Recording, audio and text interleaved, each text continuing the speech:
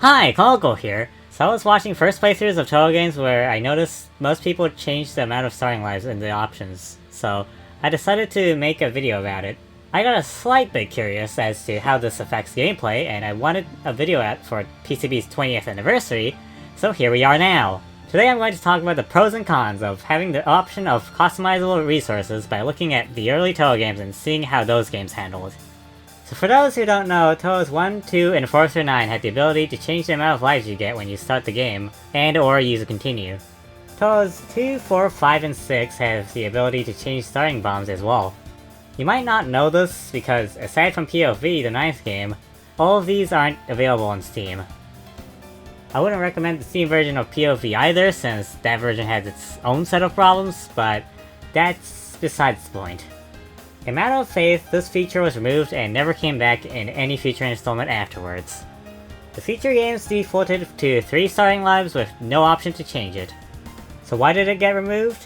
I have no idea, but there are a couple possibilities I can think of, so we'll talk about them in the cons section of the video. Let's talk about the pros for now. The first and most obvious pro is making the game more inviting for newcomers. As you might know, Touhou is a bullet hell series, which is a very niche genre that's really hard to get into.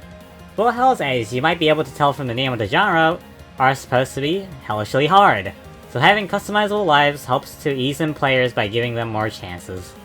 While Touhou games do already have difficulty options, this lets the player customize even further. It gives newbies a better fighting chance to actually beat the game. That being said, I've heard a lot of horror stories of not being able to get through the game even with the increased lives and all 3 continues. Well, it generally helped me pretty early on to beat and 1 credit clear these games, so your mileage may vary, but it's an option that doesn't hurt to have. Another thing a player could do is go in the opposite direction and reduce the amount of starting lives, a self-imposed challenge if you will. People already do no miss no bomb runs in the first place anyways, and this provides a way to implement it into the actual game.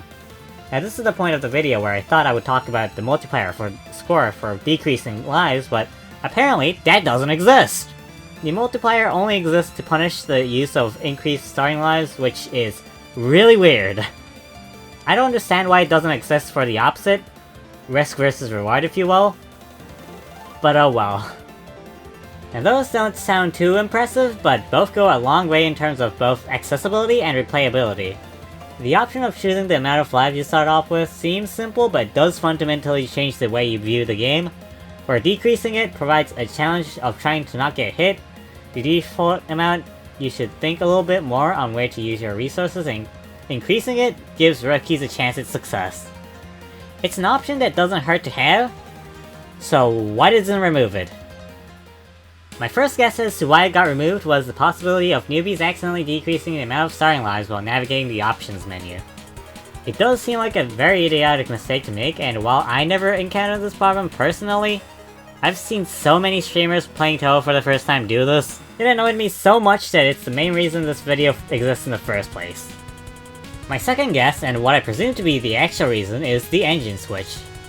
For the 10th Touhou game, Touhou Fujin no Matter of Faith, the series switches to a new engine, and every official bullet hell Touhou game afterwards uses this new engine.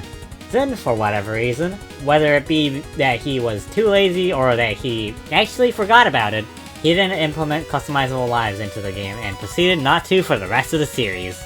This sounds incredibly stupid, but considering Zen's track record with not implementing Graves into Matter of Faith, and forgetting about spell practice for 3 straight mainline games, and implementing it back in for 2 games, only to take it away in the hardest game of the series? Yeah, that doesn't seem that ridiculous anymore, does it? Before we get to the conclusion of the video, I want to briefly mention some other ways to customize difficulty in Touhou that I'm not talking about because it isn't the focus of the video.